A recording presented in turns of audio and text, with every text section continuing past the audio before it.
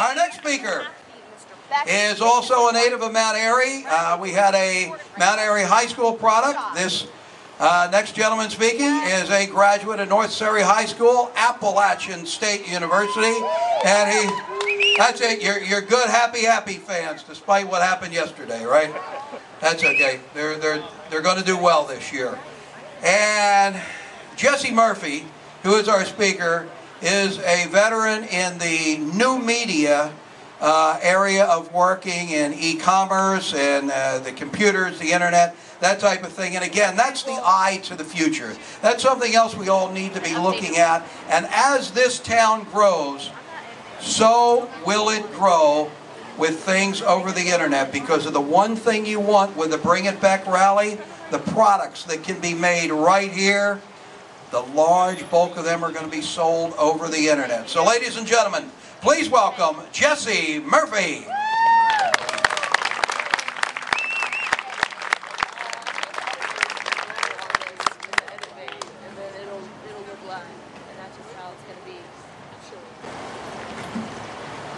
Good evening.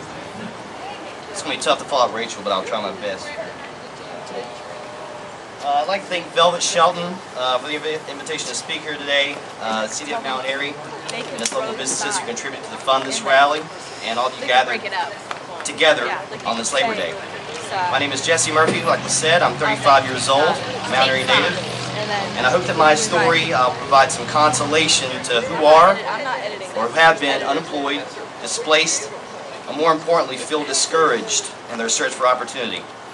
I grew up in a middle-class family, was relentlessly encouraged by my mother, and from an early age to attain a higher education. Graduating with a college degree translated into greater opportunities, higher income potential, and a meaningful career. So that's exactly what I did. I worked full-time waiting tables, was a full-time economics and marketing student at Appalachian State. And after graduation, I was blessed with several opportunities in the Raleigh area and decided I'd cut my teeth with a small commodities brokerage firm. Several years and career choices later, I found myself working for a financial services firm outside of Raleigh as a commercial mortgage broker for Raleigh, North Carolina area. My role in the firm was to find small to medium-sized businesses and startups that had a need for financing to expand their operations. In other words, I played an integral role in assisting private industry to grow their businesses, and by extension, creating new jobs. There's nothing better than knowing you're part of something that's larger than yourself that helps others realize their true potential. Just the past of a year into my career at the firm, when things really started to come together, I had built strong relationships with a long list of clients who trusted me with our future direction, other companies as well as lenders and investors. One of the partnerships that I relied a great deal upon was Lehman Brothers, which was handing out commercial loans like they were candy. I also made a personal decision to invest a great deal of my wealth with Lehman Brothers.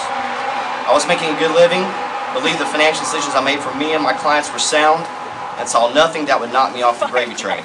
I could not have been more wrong. In September of 2008, I had millions of dollars in loans placed with Lehman Brothers that were in closing stages for my clients. These were people that owned auto dealerships, manufacturing operations, hotels, small construction, mining companies, storage facilities, restaurants, doctor's offices, and the list goes on. They had payrolls to meet, bills to pay, and families that depended on them. It wasn't until my rep with Lehman refused to respond to my countless emails and phone calls that something was wrong. One evening in September, as I watched television, I literally watched my hopes and dreams shatter. They were reporting on the collapse of Lehman Brothers. Shortly thereafter, the reality of my greater economic and banking crisis raised its ugly head. A long story short, I lost everything I had built. Banks weren't lending on my clients' projects, investors' appetites to take risks on startups were extinguished, and my personal savings had been destroyed. In a matter of 2 weeks, the life I had once known turned into a nightmare that wasn't going to end anytime soon. My career had come to a screeching halt, and the first time in my life I was unemployed. Subsequently, I moved back to Mount Airy to get my bearings and be closer to my family. To be honest, I needed my family and my friend support to help me through this tragedy. Without the assistance from my Aunt Marcia and my mother, I will not be speaking here with you today. The idea that kept rattling around in my head for the longest time was, how could a degreed, smart, hard-working young man find himself in this predicament? How and why did this happen to me? Aside from my own responsibility in my career and financial decisions, there wasn't a clear answer. There's no handbook, no training video, no college course that tells you how to deal with being unemployed. Worse than that, no one can tell you how being unemployed tears at your dignity, your sense of well-being, and your security. How it makes you question your personal worth. The truth is that unemployment does not care about level of education, race, gender, or political affiliation. The economy is indiscriminate in dealing out pink slips. I was unemployed for nearly a year before I found another career. During this time, I sent out hundreds of resumes, called in every favor with friends or fellow ASU graduates who had possible leads and opportunities, and worked odd jobs to make ends meet. Nothing was making a dent in the financial strain I was experiencing, and the feeling of despair was really beginning to take its toll on me. And then I made a decision to give in and ask for outside help. I decided to make an appointment with the Employment Security Commission right down the road here, literally a block away. Sometimes the one thing standing in your way between failure and success is yourself. At the Employment Security Commission, I found someone who would be an advocate and a cheerleader for me. That someone was Karen McBennett. I owe a great deal to her for my life turning around. I will always be grateful for the time and energy that she invested in me. She saw in me what I could no longer see in myself, a valuable person who was desperate to overcome terrible circumstances. Today I work with some wonderful, dedicated people and have a great career with Renfro Corporation, a manufacturing company. There are leaders in this community that are willing to roll up their sleeves and do whatever it takes to help the unemployed get back to work.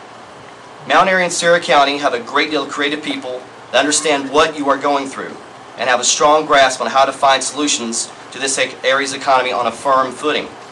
This community, this city, and this county have seen tough times, especially since the dissipation of what was once a manufacturing-based economy. I believe that if the leaders of this community and its citizens work together for a common goal, there is nothing that can't be achieved.